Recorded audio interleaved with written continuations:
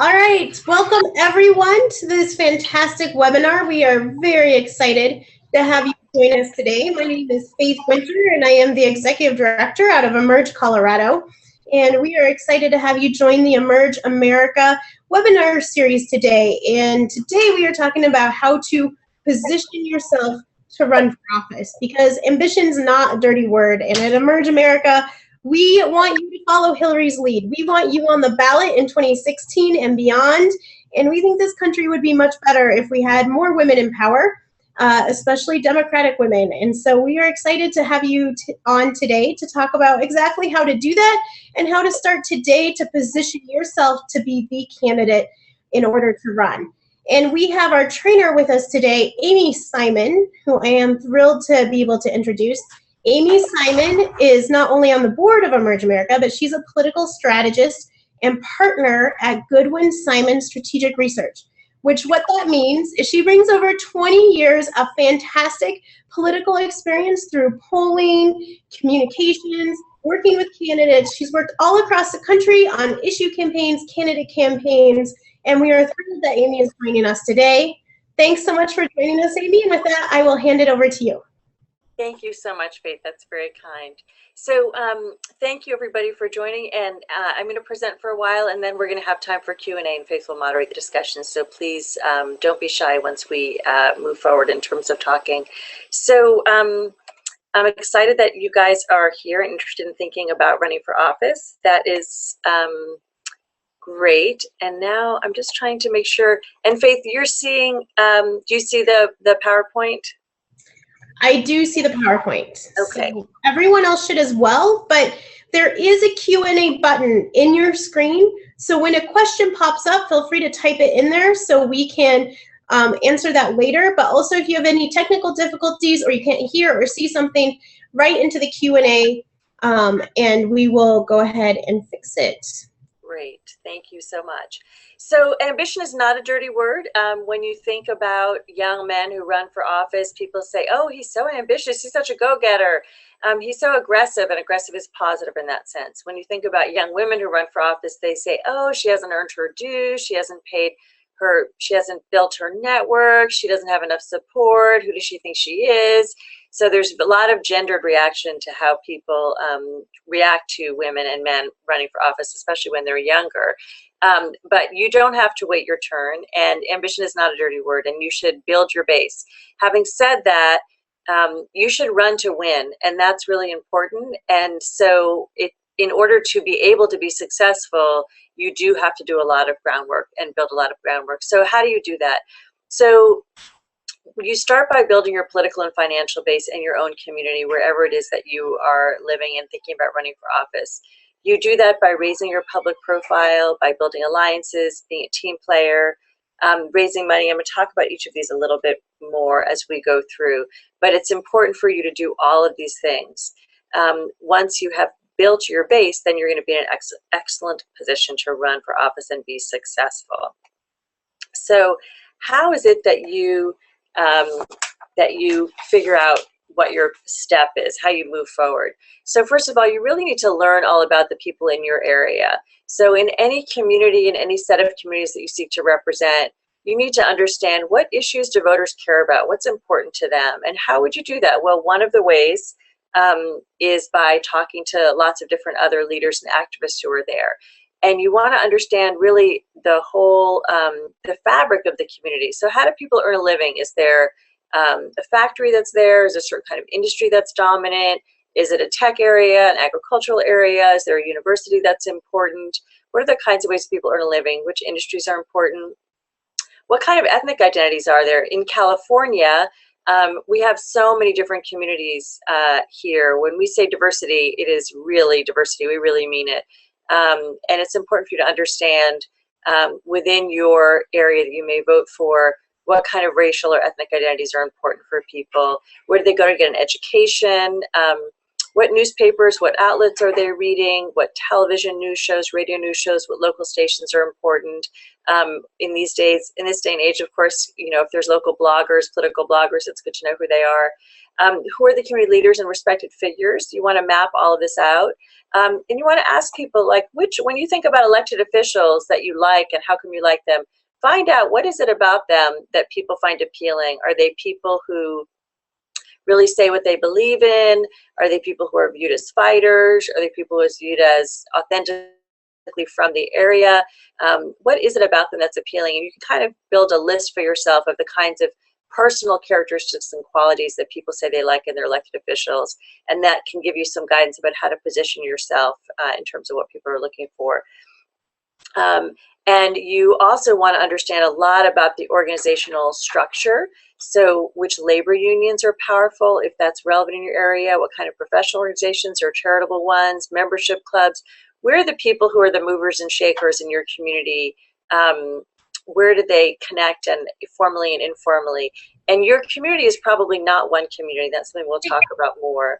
Amy, just real quickly, on our screen, the slides are not advancing. They are not advancing. That's No. not. Let's see. What do you see now? Does it say do research? No, we are still on the first slide. That's really annoying. Hold on. So if you could maybe go to show slideshow. It says resume. Let me see if I can. No. Excellent. Oh, it's still not in slideshow view, but we at least see the right. I see. I got it. Thank you. Let's see. Okay. Now it's correct. Yay! All right. Sorry about that. Thank you for telling me that. I'll just go back and say start planning. Okay. Thanks so much for flagging that. And I'm happy to share this PowerPoint if it's helpful afterwards. Faith, we can email it out to people. It's not, I don't consider it confidential or anything like that. As I was talking about earlier at the beginning, I'm just going to move through these quickly, but you do want to build a base for yourself. That's really important. You're going to do that by doing research in your area.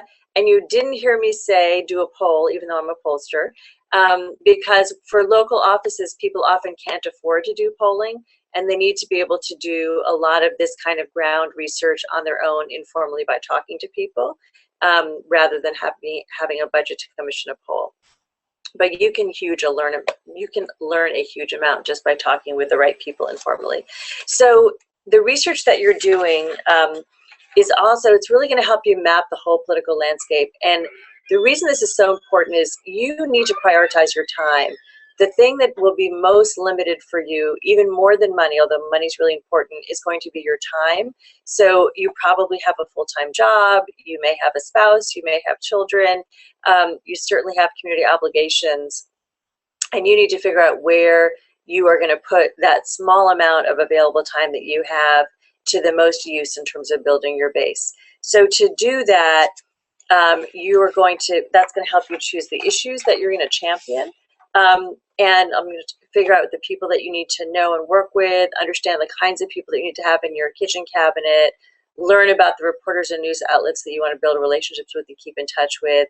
You also want to be able to, some activists are really helpful and really wise and have a lot to share. Others are kind of just yackers and aren't really going to be insightful, and people talk about them and you have to be aware of them, and you often have to sort of pay them homage and be respectful, but they're actually not going to give you good advice. And by quietly building your networks and talking to people, you're going to get a better sense of who really is sort of wise and has good guidance, and who you have to listen to politely and nod and say thank you so much, but not actually follow their advice. So that's part of the landscape that you're going to build. So how do you become an expert and a champion, which is something that you're going to want to do to establish a good base for yourself? So first of all, start with yourself. What issues do you care about? What are you passionate about? So you're going to want to find out, do kind of an assessment of yourself and figure out what really matters to you.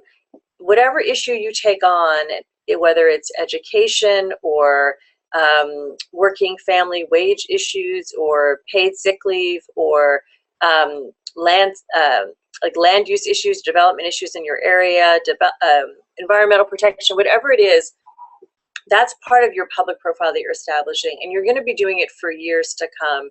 You're going to be the person who built the stadium or stopped the stadium or some other aspect about how you define yourself. And you really want to choose an issue that you care about, that you personally are passionate about, because the genuineness and the authenticity of the caring that you bring to it is going to come through in your communications. And if you don't feel that way, that's also going to come through. You don't just want to be seen as someone who is a politician who's just doing things because you want to get political points. You want to be seen as someone who's a genuine advocate. And so you also need to find out the issues that people in your area care about so that you can work on those. So a lot of activists care about things like campaign finance reform, and that is not an issue that voters are passionate about. So although you may care about it, voters don't. And I'm sorry to say for those activists who do care about it. So it's not going to be something that's a good issue for you to use as a profile building issue. So you need to understand, what are people passionate about? What are you passionate about? Choose the overlap areas, and that's where you're going to want to work. You want to choose issues with legs. So healthcare, education, the environment, crime, senior citizens, those things are always going to be important in our communities, and things that are always going to be needed to be worked on. They're not flash in the pan. So you want to choose issues that are going to have legs. And also, don't take on too many issues. You can't do that well, and you're much better off becoming known and well regarded as a champion in one or two key areas than spreading yourself too thin and not doing a good job in those areas. So when you decide what your issue or issues are that you're going to champion on, you really need to learn the issue inside and out, because you want to be a credible spokesperson on it, and you want to be able to be an effective advocate, and that comes from being intimately familiar with the issue. You want to use that as an opportunity to meet people in your area and across the state potentially who also care about the issue, and work with them on it so that you develop a relationship that's rooted in your mutual caring around the issue. Again, it's important to establish your authenticity and your sincerity, and that work together is going to help you do that. One of the things that you can do from this is build a fundraising base for yourself.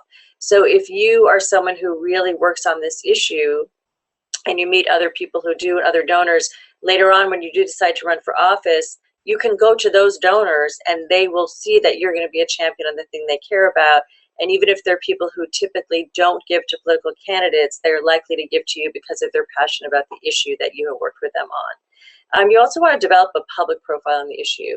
So how do you do that? There are a lot of different ways. So figure out which groups or organizations work on the issues you care about that are most credible. Some organizations are viewed as very effective. Some are viewed as less effective or less mainstream. And so you want to choose the groups that are viewed as most effective and most respected to get involved with. See if you can join the board of directors, take some kind of a leadership role, help raise money for the organizations. The more you raise money for a cause, the more people that you will meet who give money to that cause. And again, that becomes a fundraising base for you in the future.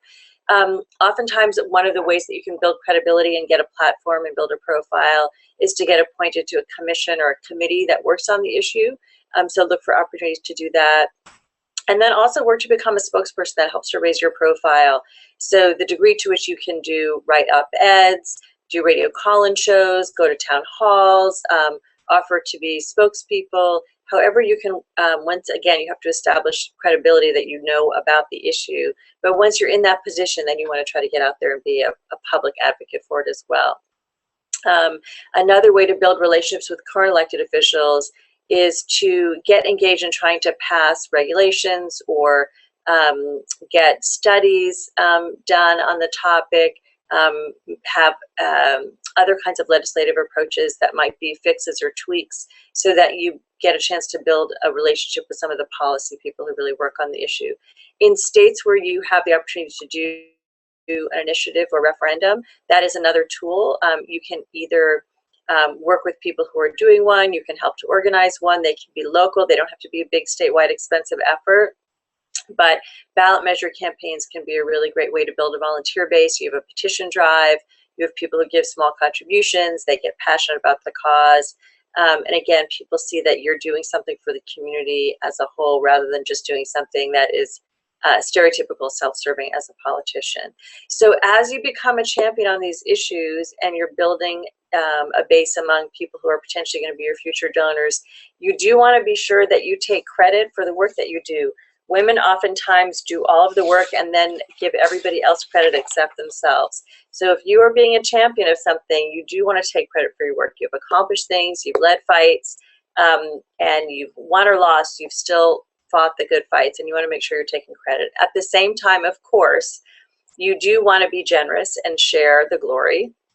You want to always publicly thank people who have helped you, who have helped the issue. And very important is you need to thank people who think they have helped you.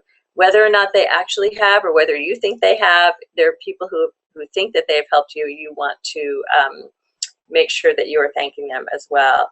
As you're doing all this work, you want to build a record. So I have paper and quotes here because in the old days we would clip newspaper articles and save the letters of gratitude that people sent, or the letters from commissions thanking you for your service, all that kind of stuff. Now, of course, it's electronic, but you want to build a file of all of the nice things that people said about you, of all of the positive recommendations, thank yous, awards, press clippings that you've received, because later on when you do run for office, your consultants are going to ask for, what did you do about this? What did you do about that? You know, who said nice things about you? Who can we quote? And you can just hand over that file for them to review. It will save a lot of time if you keep that organized as you go. Building relationships. Obviously, this is really key. So you want to make commitments that you can keep. You don't want to overpromise and then not get the job done. A lot of times when you're getting involved with something, it's tempting to just say yes, yes, yes, and want to not turn anybody down when they ask for your help. But what you don't want to do is develop a reputation as someone who promises, promises, promises, and then doesn't deliver. So choose your commitments carefully and then make sure you keep them. You want to build a reputation as somebody who's reliable, who delivers and keeps their word. Dance with the one that brung ya. So as you move up the ladder and expand your networks and build your relationships, don't neglect the people in the organizations that have been with you from the beginning.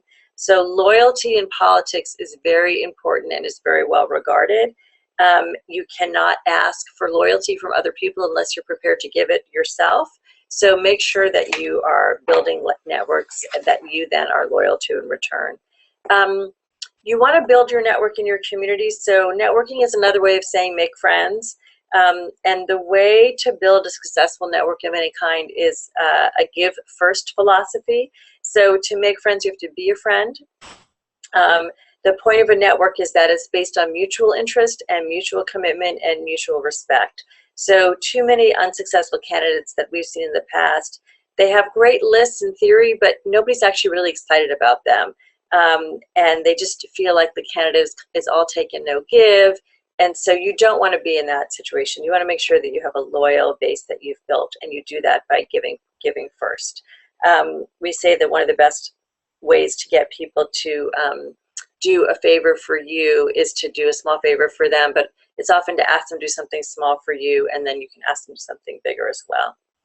So something else that's really important to consider and keep in mind is to diversify your network. What happens so often with candidates when they want to run for office is they feel like they have a good network, they feel like they know their community, and really their network is very narrow. It's either narrow by race, it's narrow by profession, it's narrow within a certain school neighborhood or a certain school network, and it's really not diverse. So you want to make sure that your kitchen cabinet is genuinely a reflection of all the different kinds of people that are voting basis in the community and that are power basis. So make sure that you have people from different parts of your community, that you have people who are different races, different ages, that you have, you know, doctors and nurses, and that you have school teachers, and that you have labor union members, and that you have a mix of professional, blue collar. You really want to make sure that your network is diverse, and that takes some effort because you will often have to reach outside your own comfort zone to build those relationships. And that's where working on the issues in the first place that are important to the community can really help you to build some of those relationships. So then you really also want to build your own kitchen cabinet. So as you're working on issues and raising money for causes and often for other candidates now, you're going to meet key political players. You want to pay attention to who the smart advisors are to the other people in the community. Who's thoughtful, who seems to give good advice, who plays well with others and would be somebody who would be a good part to have in your inner circle. And then keep in regular touch with those folks so that you can slowly bring them into your informal inner circle. And then later on, you'll be able to ask them to formally be a part of your inner circle. One of the things that is really good to do is to ask people for their advice and guidance, even when you may not feel that you need it. You may feel that your path is clear and you know where you're going and how to get there, but it's really good to ask people for their advice anyway. It makes them feel like they're part of your inner circle, and they may be hearing things that are helpful to you. So even though you don't realize, you may not even realize that you need to get that kind of guidance. So it's good to keep open ears that way. Keep track of everyone you meet and keep in touch with them. It's so much easier in this day and age with Facebook, and in the old days we had Rolodex cards and you had to handwrite cards to everybody and all that stuff, but the world has changed. So make sure that you have a good database, a personal database that you keep track of so that you can really build a record of how you keep in touch with people. Consider starting to do some kind of events on a regular basis. So if you are working on a cause that you care about, try to host some kind of informal, low cost fundraising, like a $10 spaghetti dinner or a bowling night, or different kinds of things that you can just have a reason to ask a lot of people to come to something and get to kind of hobnob, and that will help you keep your relationships fresh with them. They will feel like you're keeping them in the loop. So those kinds of things, keeping in touch, not just keeping track and building the database, but keeping in touch and doing regular outreach are important as well. Choosing your office. So you should think through, what kind of office are you most interested in running for someday? So there are legislative offices and executive offices, and they're not the same personality traits, they're not the same skill sets, they're not the same kind of work. So if you're going to be on city council, county supervisor, member of the assembly, you have to be a team player to some degree. You have to be really good at compromise, negotiation, building a majority. It's very different skill set than being an executive. And so it's worthwhile to think about what your personal skill set and interests are. Too many women decide to go the legislative route because they're girls and they don't want to be, in a guy manly situation of being executive, and it may not be conscious for them, it may be unconscious, but think hard about whether in fact you might be better suited to be mayor or attorney general or sheriff, and be in an executive position. And then you're going to want to build a pathway to that, which isn't necessarily the same as the pathway to legislative positions. But to do your job well, it is worthwhile to think through what your temperament is and what kinds of things appeal for you. You'll be more successful in the long run if you consider those kinds of things when you are looking ahead and mapping your pathway forward. So where will you run for office? Choosing your district or area. It is worthwhile to stop and assess before you really build a whole network. Is this a place that I can run for and win elected office? So if you are white and you live in an area that is heavily not white, it's going to be much harder for you to win an election there because people tend to vote for people who are like them. If you are a liberal and you're in a very conservative area, it's going to be hard for you to win a general election. Just really take a hard look at if you're in an area that has term limits, there are more opportunities that come up. If you're in an area that doesn't, you may need to look a little more carefully at where some of the opportunities might be over the next 10 or 20 years where incumbents are going to retire and there's going to be sort of moving up the ladder and turnover. So think about that, and then if you need to move early so that you can build your base in a place that you're going to then be able to stay and really build something up there. So that's important to consider. I've seen candidates in certain communities where they have a beautiful record, they have a beautiful base, but they're just not going to be viable in that area because of who the voters are, and it's important to assess that and be realistic about that. Okay, building a financial base. You don't want to start raising money for the first time when you decide to run for office. That is too late. You want to already have experience being a fundraiser before you get to that first run for office. And the best way to learn how to raise money is by doing it. So you really want to start raising money for causes, build alliances, start raising money for other candidates that you like and admire and want to build relationships with. In some places, the state and local party is very effective, and so it's worthwhile to raise money for them, and that's a good way for you to build relationships within the party. In other cases, they are not effective, and that's not going to be a good place for you to spend a lot of your money, but a lot of your time. But raising money for other people and causes really can be, it's important practice. You learn who the donors are. They learn that you're in this for something other than yourself, so you build positive reputation with them. And then when it is time for you to raise money and ask for yourself, you'll have more practice, and you'll have a lot more credibility with the people who are used to writing checks. So making the transition to the campaign. So a couple of things I just want to emphasize here before we wrap up and have room for discussion. So you're in the big time now. Whatever office you're running for, don't just say, I'm going to run a grassroots campaign and that's how I'm going to win. When I hear people tell me that they're going to win by running a grassroots campaign, the candidates say that, that almost always means to me, and I see this in practice over the years, that they don't think they can raise the money. They're afraid to ask for money. They don't know how to do it. And so they're just hoping that magically tens of thousands of voters across their area are going to find out about them because of their door-to-door. And it's just not the way it is. And door-to-door is very important. And phone banks and all kinds of volunteer things are really important. But you still need money to pay for the campaign. So make sure that you are looking at be realistic about how much money you need to win, to win for an office. So what you can do is look at other campaigns for that office, look at the previous election filings for them, and see how much the winning campaigns have typically spent.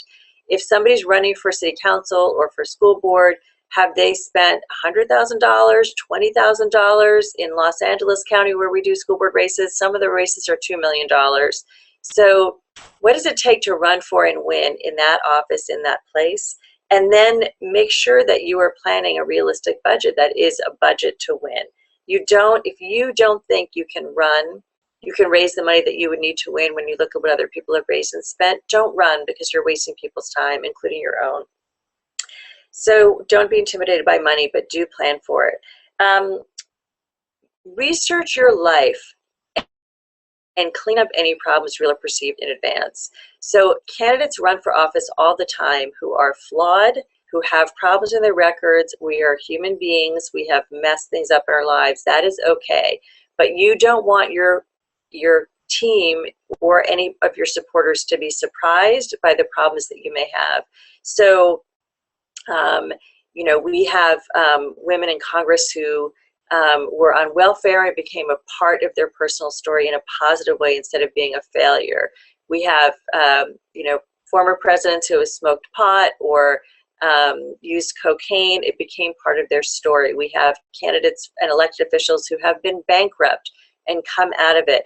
All of those things can be a positive part of your story that you inoculate yourself from attacks about, because you unearth it to your inner team and you talk about it and develop a narrative that is positive, or at least helps to neutralize it rather than be negative. But you don't want to be surprised. So go and do an assessment of yourself, your business partner, your spouse, and make sure that any potential things that the other side might find, that you know about them and that you can plan for them and there's no surprise. It's really important to do that, and make sure that you have someone besides yourself who's looking at those things. When you see attacks against you that will come, you'll say, oh, that's so unfair. That's not what happened. Well, of course it's unfair. Politics is unfair. It's not your opponent's obligation to contextualize things and tell the full story. They are going to pull things and take them out of context. So you want to make sure that other people who have that eye towards weaknesses are looking at your record and can say, oh, you know what, this is really something that we should figure out how to deal with. This is a challenge, and help you strategize how to do that. Okay, emphasizing your strengths and managing around your weaknesses. So we are human, we are flawed. There are things we're good at and things that we're not. Be honest with yourself, and it's something that your kitchen cabinet can help you assess. What are the things you're really good at? Build around those. There are weaknesses that you may have. Build around those too. So if you're not that organized, find someone who's super organized and have them run your schedule, have them run your life. If you are not as good of a public speaker as you would like to be, get some coaching, practice that. set up a plan where you actually have notes for yourself instead of just expecting yourself to speak extemporaneously. Some people can speak off the cuff really well, others don't.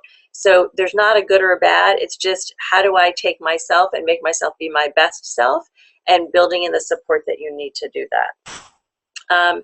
You are, as a woman candidate, you are going to be judged around your family, and your family can be a strength for you. They can also be a challenge. One of the things that I've seen is people who misuse their family members. And what I mean by that is they will have a spouse who is really shy and hates speaking in public, and they will ask them to be a surrogate speaker for them. And it's the worst possible fit, and that person is not going to be comfortable, and it's going to cause a lot of stress. So look at the people around you and your family. Make sure that they have specific roles and that those roles are a good fit for them. So if you have a partner who is really good with computers and doesn't really like to be out front, have them be the person who runs your database or who does some kind of online programming for you. Make sure that what you're asking people to do really is a good fit for them as well as for you. What you don't want to do is not give your family members jobs, because what we have seen often in campaigns is that whether it's a spouse or an in-law, an adult child, they want you to win, they want you to do well. If they don't have specific responsibilities, they become this source of free-floating anxiety around the campaign office, where they'll say, so-and-so doing this and so-and-so's doing that, and they're bugging everybody and they're causing problems and anxiety levels. It's much better to have them have a job too, a volunteer job, any kind of position that they are also accountable for, and that will channel their energy in a positive way. So I'm going to stop here and see what kind of questions people have.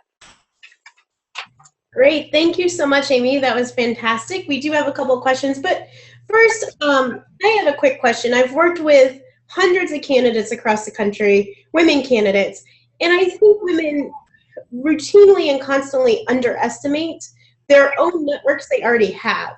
Can you talk a little bit about assessing the inventory and the network and the power you already have? That's a great question, Faith. And it sounds like you'd be able to talk about it with folks a lot as well. So you may want to add in. But it is that's a really good point. So you have a Rolodex, essentially, of contacts, and it's worth looking through and figuring out, who do I know, especially as you're looking into building fundraising, your own fundraising base. Do I have a friend from college who can really help me to do the fundraising with my alumni organization? What kinds of companies have I worked with over the years that I still have a relationship with somebody in that could help host fundraisers there, or arrange for other things, other kinds of relationships or meetings that would be helpful? It is really worthwhile to sit down with your own Rolodex and think about who are the people that you have relationships with, good professional relationships, good personal relationships, that have their own networks that they can reach out to, and kind of map out what those networks are and see what your existing areas are. You may need to reach back out to someone you haven't been in touch with in a couple of years and sort of rekindle that relationship. And then also, when you do that mapping, you will start to see the holes as well. And then you can think strategically about how to fill in some of the holes that you have when you look at your own communities and who's there and what kinds of people live there as compared to where your networks are. And Faith, I don't know if you have things you'd like to add to that. I would just add a little bit that think about where you are at. You're at daycare drop-off, you're on the soccer field, you're in your professional community, you're going to conferences, you're on boards, you're volunteering. I've trained a lot of women that say, I'm just on the PTA and I'm just a mom and I'm just doing this and I'm just volunteering at the homeless shelter. And so stop saying you're just doing something, because that's your network and that has a lot of power. So one of the questions we have is, can you talk a little bit more about a kitchen cabinet? How do you use a kitchen cabinet? How big should it be? Give us some details about best practices around kitchen cabinets. And before you do that, just a reminder, we would love to take more questions. Enter your question into the Q&A box and we'll be taking those for you. Thanks. Thanks. So kitchen cabinet, the rule is going to be quality, not quantity. You may have 3, 4, 5, 6 people who are really fabulous. You might have 10 or 12. And I don't think you would want anything to be bigger than that. But your kitchen cabinet is informal, it's not formal. And they're the people that you trust their judgment, you trust their insights, you trust the relationships that they have. You have seen them play valuable roles in other people's campaigns, either issue campaigns or candidate campaigns. And so you know that they can play well with others, that they can be collaborative, that they have good relationships, and they're people that you're going to turn to for advice and guidance. So you will probably want to have some kind of a formal meeting sometimes with them. You should check in with them about their level of interest and obligations. Oftentimes kitchen cabinets have 2 or 3 tiers. You might have the 3 or 4 people who are really engaged and you're going to be on the phone with them every single week, or you might meet every Monday at 5 o'clock at the end of the day to talk for a little while before you go out and do your canvas and kind of get their feedback, and they'll give you advice and guidance from things they were at over the weekend or saw over the weekend or heard, and you kind of plan the week with them. So the best practices are to work with to build the group of people who you know are smart and thoughtful and have good relationships with them, and keep in touch with them in the ways that they want to be kept in touch with. There may be people who are really fabulous and really wise, but they cannot physically come to meetings. They just don't have that kind of time. And for them, you should just be on the phone with them every week for 20 minutes. What did you hear? What's going on? I did this. I heard that. What do you think about this? And just have some kind of a scheduled time to check in with them, because they're not going to be people at the meeting. There are other times that people are going to be able to be really engaged, and they want to be engaged. They want to see and be seen, so they're going to want to attend meetings. Probably weekly meetings are going to be too much until you're in the intensity of the campaign, but maybe bi-weekly meetings make sense. You want to have those meetings in places that people can get to easily and at times that they can come. For some people, again, it's going to depend on your community. Those are going to be 7:30 a.m. Morning meetings before people head to work. For other people, they might be lunchtime meetings in a downtown area. If you have a lot of professionals in your circle, you can all get together in somebody's office for lunch every other week at noon. So the maintenance and relationship building is going to vary based on who people are in your own network. But keep in touch with people and make sure that you're getting all of the advice and guidance and insight that they can offer in whatever way they're able to offer it. Great, thank you. We also have a question from a participant that said, what advice would you give to someone who gets really involved of lots and lots of progressive causes in her community? So breastfeeding in public, fracking, new bus lines, testing in schools. How do you take that progressive agenda and become a candidate? Wow. Well, so first of all, I hope you live in a progressive community because those are progressive issues, and it's great. And what I hear when I hear those issues are that you are a fighter, you're an advocate, you're working on everyday issues that impact people's lives and health that families really care about. That's a very powerful potential positive profile for you. And so what I would say is that in terms of working that into building a base for being a candidate, you might need to narrow down some of the issues and take more leadership roles in the issues that you're working on, so that you can become higher profile and build relationships in a few areas. And part of taking leadership is actually raising money for those things. So whatever things you're working on, they need some kind of money to help them. So transition yourself into some kind of a fundraising role, because that will also allow you to build those relationships with donors who could help be donors for you later on. One of the problems, one of the challenges I think that a lot of progressives have is that they work on issues and advocacy, and they don't build a relationship with labor unions. And when there's sort of can be a divide between labor as like blue collar, more culturally conservative, and liberal left, things that are causes that are seen to be more yuppie or more upscale causes, and things that affect wealthier people, organic food in schools or those kinds of things. And it can create a sense that you are this liberal, out of touch candidate rather than someone who's really a fighter for working families. So one of the things to do in terms of an assessment of yourself is, do you have a relationship with labor unions? Are they important in your area?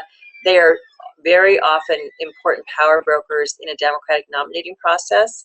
And you don't want to be the liberal candidate opposite a labor union backed candidate, because they will have more money and more volunteers in most instances, or at least in many instances in certain communities. So think about how you might build some of those relationships as well as you're building your base. Thank you. So this question is a little close to my heart. I'm also a state representative, and I have 2 young kids. And oftentimes women ask, how do you have a family and do this work? You've worked with a lot of candidates all over the country. What tips and tricks do you have for us on whether you're a single woman, whether you're a mom, whether you're divorced? How do you have a personal life and actually do this? So I just want to make sure I understand. Is the question, how do you talk about being a mom in public, or is the question, how do you actually make it work in your personal life? I think it's how do you actually make it work? Okay. So I am a single mom. I have 2 kids. I run my own polling company. I have employees, and I travel all the time for work. So I will tell you, it takes a village. That it could not be any truer than that. So you have got to have really fabulous people in your life who love and care for your kids. They may be paid child care providers.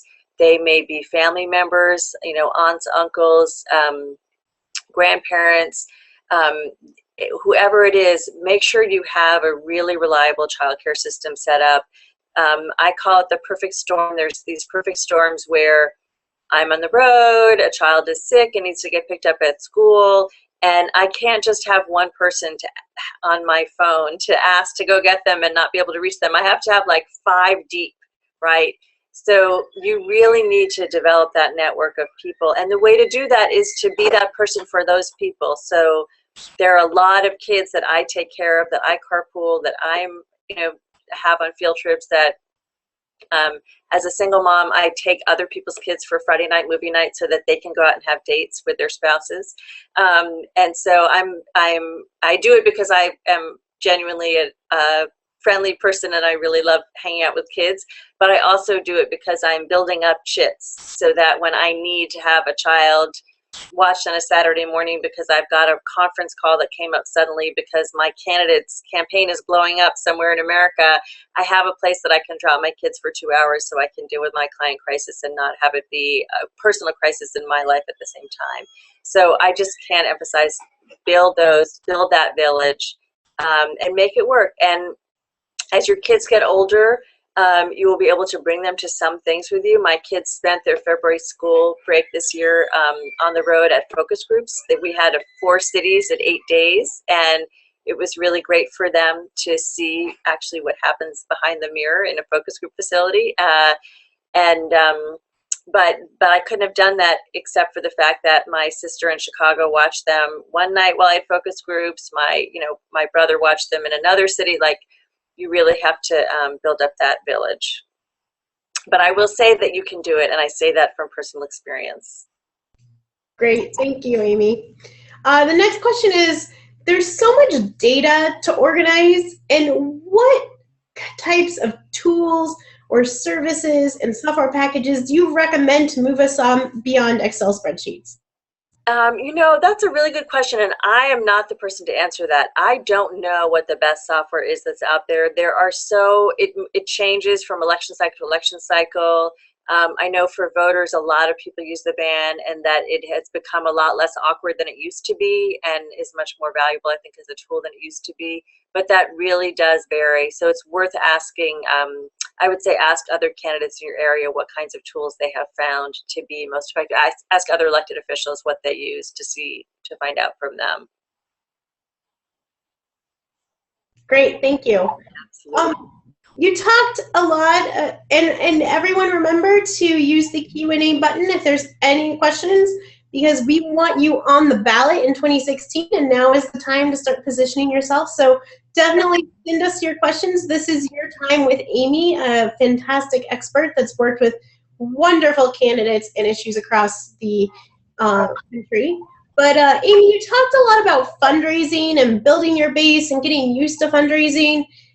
How do you get over the barrier of being scared about fundraising? What tips and tricks do you have for actually being comfortable asking people for money? So, so first of all, it really helps to practice. I say to my kids all the time, practice, practice, practice. It doesn't make perfect, but it makes it much better. If you start by asking people to give money to causes, then that is a good entryway for you, because you don't have to. So men typically just don't have the same issues about asking money for themselves that women have. They don't have that hesitation. They don't feel like they're being greedy or selfish or it's a really different emotional experience for women than for men to raise money for themselves for their own races. So I do recommend for women, start raising money for causes, because you care about that cause. You're going to make a really passionate, authentic ask. You know, I serve on a board of an organization. I call people and tell them how great the organization is. I ask them to be a sponsor. I feel very sincere and genuine, and they hear that and they write checks, and it's great. As you move forward and start to ask for yourself, what I recommended women to think about as a tip is, you are not actually asking for yourself. You are asking for the causes that you are going to fight for and be an advocate for when you are elected. So it feels like I'm asking for $250 or $500,000 for my own campaign, and you are, but that's because when you're in office, you're going to do these great, great things. And that's how you're going to sell yourself as well. You're going to say, I'm running for blank, city council, school board, attorney general, whatever it is, because I want to fix these things, and I need you to write a check so that I can be the fighter that we all want me to be able to be there. So make yourself into a cause in your own mind, not just in your ask, and that will help you to get over some of the discomfort about asking for yourself. Thank you. Good advice. So our next question is that oftentimes some women are tough on each other and tough on supporting each other. Is being a passionate advocate the best personality type for politics? And what if you tend to work better alone than with others? Well, that's an interesting question. So is being a passionate advocacy type? I'm trying to think about I'd be open to suggestions and ideas about other ways of positioning yourself. In general, I think being a passionate advocacy type is a strong place to be. What you are an advocate for is going to vary a lot, and how people perceive you is going to be different based on the issue. So people will perceive an environmental advocate very differently than they will perceive a school reform advocate, which is going to be different than they perceive somebody who's fighting to raise the minimum wage or fighting for paid sick leave, for example. So the type of advocate the type of issue you're working on is going to shape how people see you quite a bit. And that's related to class and race and all kinds of other perceptions that people will have about you. I do feel like, in general, people want someone who's going to stand up for them and who's going to be a fighter. And that is important for women to develop as a quality. There's not too many elected officials that are meek or shy or quiet in their personas and who are successful in terms of their public personas. If you really are somebody who does well more solo, then you are likely to be better suited to an executive office, although you still have to have management skills and be aware that you're going to need to be able to manage people around you well to be successful. And so I would say it's worthwhile to do kind of an assessment of your own strengths and weaknesses. I don't want to ever discourage someone from running for office, but there are certain skill sets and personalities that are going to be likely to make you more successful. And so you do want to be realistic about having those kinds of things. If you're not a good public speaker, and that's something that's uncomfortable for you, it's going to be really hard to be successful. And playing well with others and building those relationships is something that's really important to building a majority of people to vote for you. Great, thank you. And I'm just going to add in one quick thing, talking about the background of what makes a good politician. I think oftentimes we hear that you need thick skin to be in politics, but I'm in politics because I actually care and I feel things. And so I always tell women, you don't need thick skin, you need resilient skin, because you do have to move forward. And so you don't necessarily need thick skin. And it's okay if you feel things and you get hurt, but be able to move on and work for the good of your community. So our next question is, Amy, we have a participant that is looking at a race that possibly has a May runoff where she could win her race with 50% plus one, or we go to a runoff in November. Should she be looking at that as one long campaign, two separate campaigns, a long campaign that could end early? How do you kind of manage that situation? It's a really good question. So if you don't have polling to know what the reality is in terms of your potential, you should treat May as the first step in a long campaign. But you should go for 50% because it's so much better to win in May than to have to run two separate campaigns. It's less expensive, it's less stressful. If you win in May, you can jump right into building a lot of the things that you're going to want to actually do in office sooner. So it's just better to win first if you can. So I would say treat May as all in and try to win. And that means your communications, your budget, everything should be geared towards a May victory. Now, of course, you don't want to be have the day after May come and have absolutely no money and nothing left to build on if you are then in a November runoff. So you do have to put some money aside and think about how to make sure that you have some kind of a cushion to then rebuild and jump right back in for November. But what you don't want to do is have it be the day after the election in May and have $50,000 sitting in your bank account and you lost by 2 percentage points, and you could have avoided the runoff if you had just done that extra mailing or done that extra piece of communication. So there is a balance to strike there, but I would say think of it as a long campaign, but you're going to be in it to win it at the start. Great, thank you. And then we have another question. So we have a participant that she ran her citywide sick days campaign successfully. Congratulations, that's fantastic. And she's been a leader in the nonprofit community for the past 2 decades. She has a big network, but she's worried about being branded as anti-business by opposition, by the chamber. How do you kind of overcome that stereotypical branding? Well, so it's a good question. It's a little bit complex without knowing all of the details in the relationships. But so there's a couple different things to consider as opportunities, and some of them may or may not make sense for you. So one is that you did it, you won it, own it. That is a great thing, and don't walk away. You don't want to try to be milquetoast. You want to be strong. So my friend used to always say, people don't vote for margarine, they vote for butter.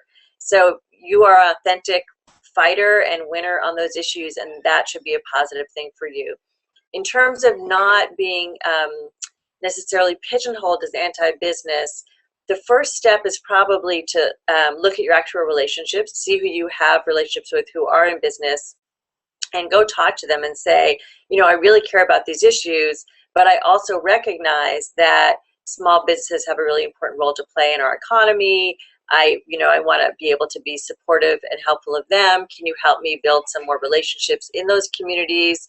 And so that I can find out more about what their particular priorities and concerns are, and make sure that as I move forward in my campaign, I have a campaign platform that is addressing both sides. It's addressing concerns and needs of working families and also concerns and needs of small businesses. Great. Thank you so much, Amy. All of your information has been incredibly valuable, and I hope it helps all the women that have been on the webinar position themselves to run for office. And to all of you that joined us today, you have been incredible. You gave up an hour in the middle of a workday to come figure out how to position yourself for office. So thank you. And we encourage you to join the Emerge America listserv. Look for if there is an Emerge in your state. And of course, join our campaign to follow Hillary's lead, because we want you on the ballot in 2016, and we want your name on the ballot with Hillary, and we are excited to have you here. Always feel free to reach out to us with suggested webinar topics in the future. Thanks so much, Amy. Great. Thank you, Faith. Take care. Good luck, everybody. Go fight, win. Have a great day. Thanks.